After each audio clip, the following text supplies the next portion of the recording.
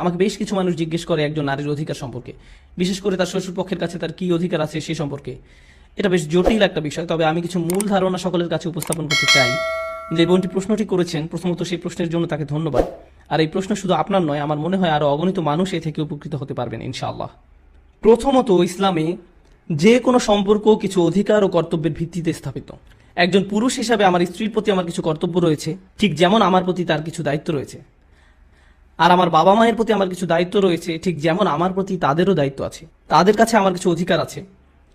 এখন এক্ষেত্রে মূলনীতি হলো, আপনি যে কোনো একটি সম্পর্কের অধিকার আদায় করতে গিয়ে অন্য আরেকটি সম্পর্কের অধিকার ক্ষুণ্ণ করতে পারবেন না। প্রশ্ন হলো, আপনি কিভাবে সব অধিকারের সমন্বয় ঘটাবেন। বিশেষ করে আমরা এখন কথা বলছি একজন স্বামী স্ত্রী ও তার শ্বশুর পক্ষের ব্যাপারে। একজন ছেলে সন্তান হিসাবে আমাকে আমার বাবা মায়ের প্রতি অনুগত হতে হবে, তাদের সম্মান দেখাতে হবে, দয়া দেখাতে হবে। তারা আমার কাছে যাই চায় তা পূরণ করতে হবে, যদি না তারা আমাকে ইসলামের বাইরে কিছু করতে আদেশ দেয় কিংবা আল্লাহকে অমান্য করতে আদেশ দেয়।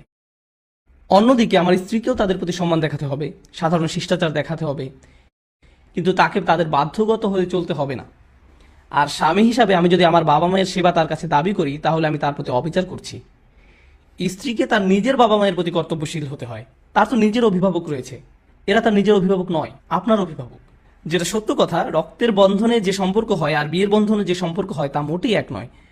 তো স্বামী হিসাবে আপনার স্ত্রীর কাছে আপনার বাবা মায়ের সেবা আশা করা এক ধরনের অবিচার, আর ইসলাম তা সমর্থন করে না। এমন কোনো নীতিও দেয়া হয়নি এ ব্যাপারে।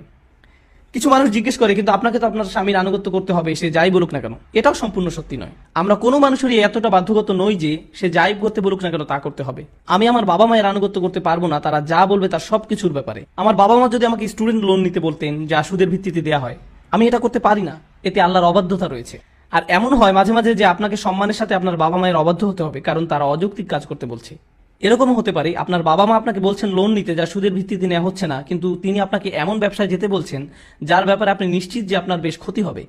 আপনি নিশ্চিত জানেন যে এই ব্যবসা কোনোভাবেই চলবে না, অথচ তিনি চাইছেন আপনি আপনার জীবনের সব পুঁজি সেই ব্যবসায় ঢেলে দিন। সেই মুহূর্তে আপনার বাবা মায়ের কথা না শোনা তার অবাধ্যতা নয়। এভাবে ভাবলে চলবে না। বস্তুত অভিভাবকের বাধ্যগত থাকার অর্থ যৌক্তিকতার ঊর্ধ্বে নয়। আমরা কোনো মানুষেরই এতটা বাধ্যগত নই যে সে যাই করতে বলুক না কেন তা করতে হবে। আর অবশ্যই আমরা যখন তাদের অবাধ্য হই, আমরা কখনো কোনোভাবেই তাদের অসম্মান করে তা করি না। আর এটাও সত্যি, আমাদের জন্য যদি কঠিন হয়ে দাঁড়ায়, আমাদের প্রতি যদি তারা কঠোর হন, সেক্ষেত্রেও তাদের আনুগত্য করতে হবে। কিন্তু যদি তারা অযৌক্তিক কিছু একটা করতে বলেন, আমি উদাহরণস্বরূপ বলছি, আমি যদি সব পুঁজি দিয়ে তাদের কথা মতো এমন ব্যবসায় নেমে পড়ি যেটা সফল হবে না, এতে আমি তাদের ইচ্ছা মতো কাজ করছি ঠিকই, কিন্তু আমি আমার বাচ্চাদের কষ্টের মুখে ফেলে দিয়েছি, আমার স্ত্রীকে কষ্ট দিচ্ছি, এবং যারা আমার উপর নির্ভর করে আছে তাদের সকলকে সমস্যায় ফেলেছি। আমি এমন কাজ করতে পারি না। তারা আমাকে যা খুশি করতে বলতে পারেন, কিন্তু তারা আমাকে দিয়ে অন্য কারো উপর অত্যাচার করতে পারেন না। এভাবে অধিকার আদায় হয় না। কিছু পরিবার আছে তারা সেই স্বামীকে জোর করেন কেবল একটা অ্যাকাউন্ট রাখতে, আর তার অভিভাবকরা হলেন সেই অ্যাকাউন্টের কোসাইডার। এভাবে অধিকার আদায় হয় না। এদিকে স্ত্রীকে সপ্তাহে হয়তো কেবল $20 করে পাচ্ছেন। এভাবেও জীবনযাপন করা চলবে না। আপনি এটা করতে পারেন না। আপনি আপনার স্ত্রীকে বিয়ে করেছেন, আপনি তার ওয়ালি হয়ে তাকে তার বাবার কাছ থেকে নিয়ে এসেছেন।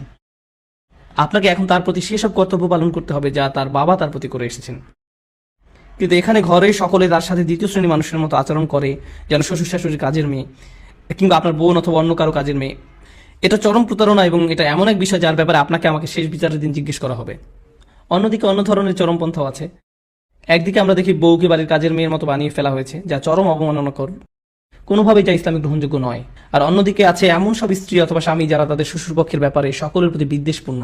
তাদের কারোর সাথে আমি সম্পর্ক রাখতে চাই না, তাদের